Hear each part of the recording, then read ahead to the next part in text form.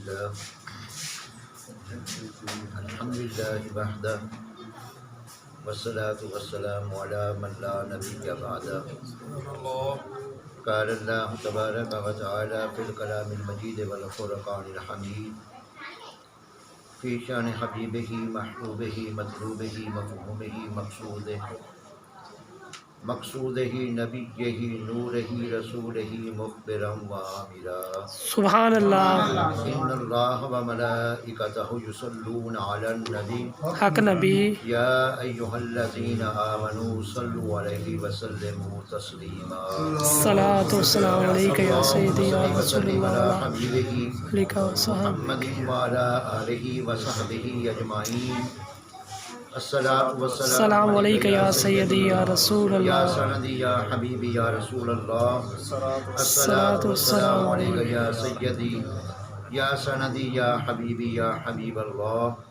الصلاۃ والسلام علیک یا رحمۃ للعالمین وعلی آلک واصحابک یا شفیع المذنبین. ماشاء اللہ. الصلاۃ والسلام علیک یا وسیلتنا فی الدارین وعلی آلک واصحابک یا جد الحسن والحسین صلی اللہ تعالی علیہ وسلم ورضوان اللہ تعالی علیہم اجمعین. بتوفیق اللہ تعالی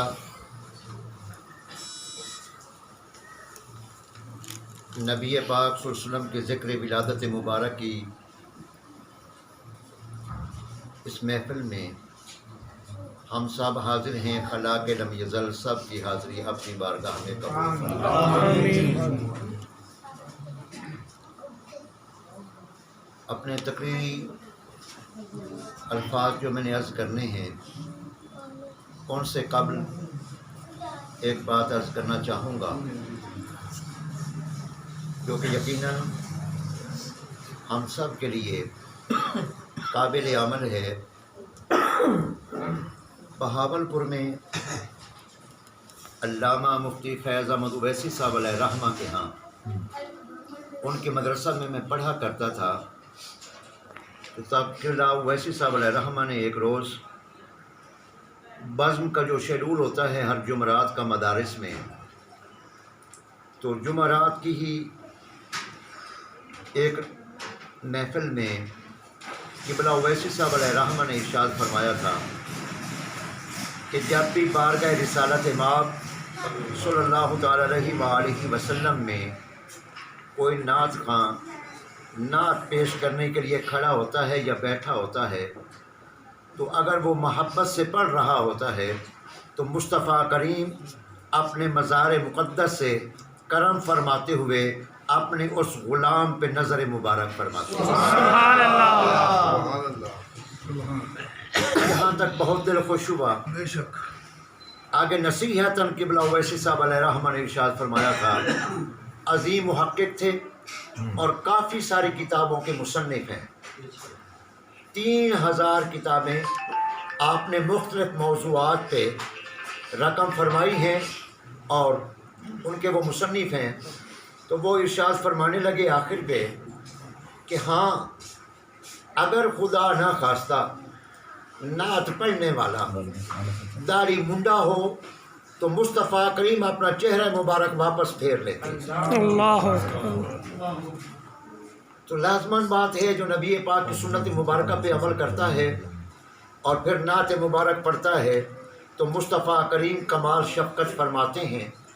تو جہاں داڑھی منڈا انسان اگر نعت پڑھ رہا ہو تو مصطفیٰ کریم اسے دیکھنے کے ساتھ ہی چہرہ مبارک واپس پھیر لیتے ہیں. تو اگر سنت سے داڑھی کم ہوگی تو تب بھی مصطفیٰ کریم اپنی امت مسلمہ کو یہی سبق دے کے گئے ہیں کہ اگر تم نے چہرہ پہ داڑھی سجانی ہے تو انبیاء کرام کی سنت کے مطابق ہی سجا دو. دوسری بات ایک عرض کرنا چاہوں گا کہ دیکھیے نماز انسان پڑھتا ہے، ممکن ہے کوئی ریا کا پہلو آ جائے نماز قبول نہ ہو. حج کرتا ہے، ریا کا پہلو آ جائے حج قبول نہ ہو. زکوٰۃ دیتا ہے، ریاکاری کا کوئی پہلو آ جائے زکوٰۃ دینا قبول نہ ہو. مگر علماء ذیشان نے محققین نے اپنے کتب میں یہ رقم فرمایا ہے، مفسرین نے اپنے کتب میں لکھا ہے کہ ہاں نماز ریاکاری کی وجہ سے ٹھکرائی جا سکتی ہے، زکوٰۃ ریاکاری آ جائے اپنا قبول نہیں ہوتی، حج ریاکاری آ جائے قبول نہیں ہوتی، مگر درود پاک ایک ایسا وظیفہ ہے کہ جب بندہ بارگاہ مصطفیٰ کریم میں پڑھتا ہے رب تعالیٰ اسے رد نہیں کرتا، اپنے نبی کی ذات پہ پڑھا ہوا درود یقیناً قبول کرتا ہے۔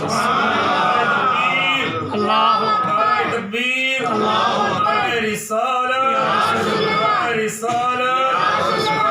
حیدر، تحقیق، غوثیہ۔ اور زندگی بھر جو کوئی بندہ نماز پڑھنے کے ساتھ ساتھ باقی نیک اعمال کرنے کے ساتھ ساتھ بارگاہ رسالت مآب میں درود پاک کا نذرانہ پیش کرتا رہتا ہے تو پھر رب تعالیٰ اسے با کمال فرما دیتا ہے۔ سبحان اللہ۔ یہی وجہ ہے کہ فاضل بریلوی شاہ احمد رضا خان علیہ رحمہ ارشاد فرماتے ہیں کہ کوئی بندہ اگر میرے دنیا سے رخصت ہونے کے بعد میرے دل کو چیر کے دیکھ لے تو ایک حصے پہ لا الہ الا اللہ لکھا ہوا نظر آئے گا اور دوسرے حصے پہ محمد رسول اللہ لکھا ہوا ہوگا۔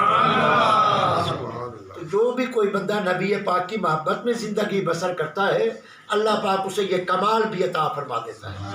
کراچی میں میرے ایک دوست ہیں لیاقت آباد نمبر 4 میں، اجمیری مسجد کے ساتھ ان کی رہائش ہے، مولانا محمد افضال احمد قادری صاحب۔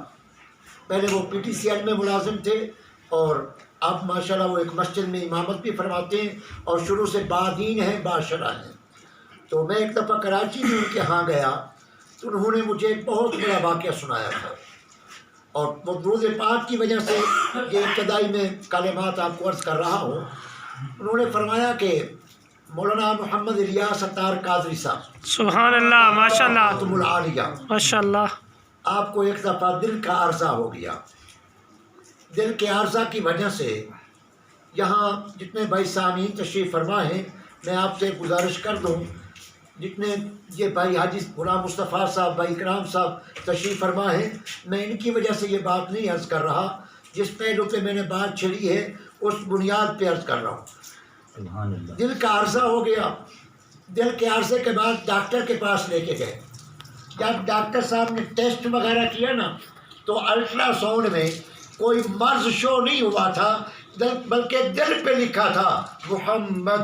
سبحان اللہ، نعرہ تکبیر، نعرہ تکبیر، نعرہ رسالت، نعرہ تحقیق، نعرہ حیدر، مرشد عطار پر نور کی برسات ہو۔ افضال بھائی آج بھی باحیات ہیں ماشاءاللہ، اور ان کا نمبر میرے پاس موجود ہے، ان سے مزید معلومات بھی اس حوالہ سے لی جا سکتی ہیں۔ تو میری مراد یہ ہے کہ جو بھی کوئی بندہ زندگی بھر اللہ اور اس کے رسول کی اطاعت میں گزارتا ہے تو رب تعالیٰ اسے باکمال فرما دیتا ہے۔ سبحان اللہ، نعرہ تکبیر، اللہ اکبر، نعرہ رسالت، نعرہ خلافت، اچھا جا، علامہ مولانا محمد احمد رضا صاحب زندہ باد۔ تو اپنی زندگی انسان کو اللہ اور اس کے رسول کی اطاعت میں ہی گزارنی چاہیے، جس میں برکتیں اور سعادتیں حاصل ہوتی ہیں، اور باقی ساری نیکیوں کے ساتھ ساتھ بارگاہ مصطفیٰ کریم میں درود پاک کا انسان کو سوتے اٹھتے جاگتے وظیفہ بنا لینا چاہیے کہ جس کا اثر انشاءاللہ دنیا میں تو ظاہر ہونا ہی ہے، اس کا اثر قبر اور حشر میں جا کے معلوم ہوگا کہ وہ شفاعت کا سبب کیسے بنتے ہیں۔ سبحان اللہ، ماشاء اللہ۔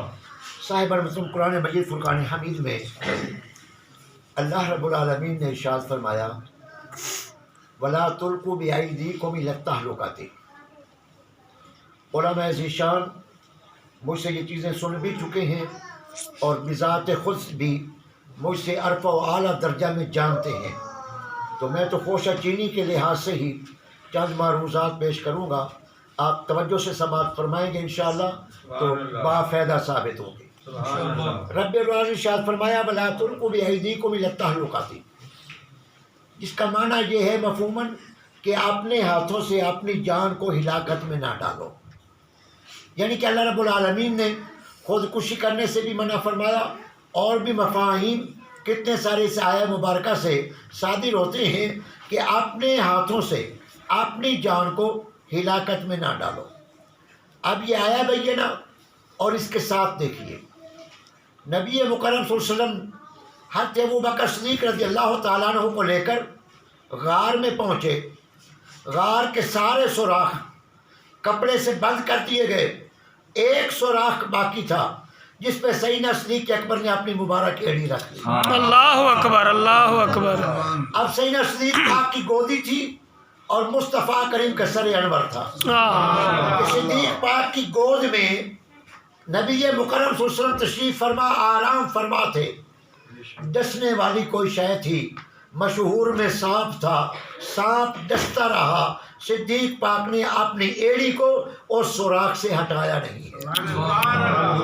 اچھا بھی جو آیہ مبارکہ میں نے پڑھی ہے، اپنے ہاتھوں سے اپنی جان کو ہلاکت میں نہ ڈالو، یعنی کہ بندے کو اختیار ہو، ہلاکت کا کوئی موقع ہو، بندہ بچنا چاہے اور بچ بھی سکتا ہو تو وہ اپنے آپ کو بچا لے۔ تو یہ قرآن پاک کی آیت، اس کا ترجمہ، اس کا مفہوم، اس کی تشریح آج کے علماء، فضلاء، مفسرین سے زیادہ صدیق اکبر جانتے تھے کہ قرآن کا معنی کیا ہے۔ کیا بات ہے، کیا بات ہے، ماشاءاللہ۔ مگر صاحبان محترم، سب کچھ جاننے کے باوجود جان ہلاکت میں تھی، سانپ ڈس رہا تھا، زہر کا اثر پورے وجود میں نفوذ پذیر ہو رہا تھا، پورے وجود میں زہر کا اثر درد محسوس کرا رہا تھا، مگر صدیق پاک نے اپنی جان کی حفاظت نہیں کی، اپنی جان کا خیال نہیں رکھا۔ ہلاکت تھی، چاہتے اپنا پاؤں ہلا دیتے، گودی ہلا دیتے، مصطفیٰ کریم کی بارگاہ میں عرض کر دیتے، آقا کریم بیدار ہو جائیے، مجھے کوئی شے ڈس رہی ہے اور تکلیف ہو رہی ہے، مگر صاحبان محترم صدیق پاک نے اپنی جان کو مؤخر کر دیا اور نبی پاک کی عظمت کو مقدم فرما دیا۔ سبحان اللہ۔ نبی پاک کے ادب و احترام کو مقدم فرما دیا اور اپنی جان کی حفاظت کو مؤخر کر دیا۔ دوسرے مقام پہ دیکھیے قرآن مجید فرقان حمید میں اللہ رب العالمین نے ارشاد فرمایا اتم الحج والعمرۃ للہ، کہ حج اور عمرہ اللہ رب العالمین کے لیے ہے، حج اور عمرہ اللہ رب العالمین کے لیے ہے۔ تو جب حج اللہ پاک کے لیے ہے، عمرہ اللہ تعالیٰ کی عبادت ہے، اللہ تعالیٰ کے لیے ہے، تو پھر طواف کعبہ بھی تو رب العلا کے لیے ہے نا۔ بے شک۔ طواف کعبہ، زیارت کعبہ، حج، یہ سارے معاملات اللہ رب العالمین نے فرمایا اتم الحج والعمرۃ للہ، حج اور عمرہ اللہ رب العالمین کے لیے، تو طواف کعبہ بھی اللہ رب العالمین کے لیے، زیارت کعبہ بھی رب العلا کے لیے۔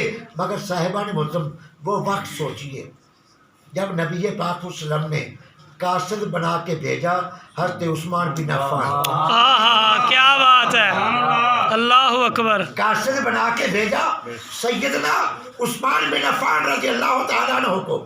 مشرکین مکہ نے کیا کہا تھا، بارہا سنا ہوگا آپ نے علماء ذیشان سے، مشرکین مکہ نے، ابو جہل نے، ابو لہب نے، عتبہ شیبہ، جتنے مشرکین مکہ تھے، سرداران قریش، سرداران مشرکین مکہ، انہوں نے سیدنا عثمان بن عفان سے یہی کہا تھا نا کہ ایسا کرو، تم چونکہ آ چکے ہو تم جاؤ طواف کعبہ کر لو، جی، ہم تمہیں اجازت دیتے ہیں، مگر تمہارے نبی کو اور تمہارے نبی کے باقی صحابہ کو اس سال آنے کی اجازت نہیں ہے۔ اللہ، مشرکین مکہ نے یہ کہا تھا۔ اب سیدنا عثمان بن عفان رضی اللہ تعالیٰ عنہ جو جامع القرآن بھی ہیں، بے شک، قرآن مجید فرقان حمید کو اپنے دور خلافت میں جمع بھی کیا تھا کہ حفاظ شہید ہو رہے ہیں، لہذا اس کو جمع کر لیا جائے، اس کی حفاظت کاغذات پہ، ہڈیوں پہ، چمڑے پہ اسے درج کر دیا جائے تاکہ آنے والی نسلوں تک قرآن کی آیات پہنچ جائے۔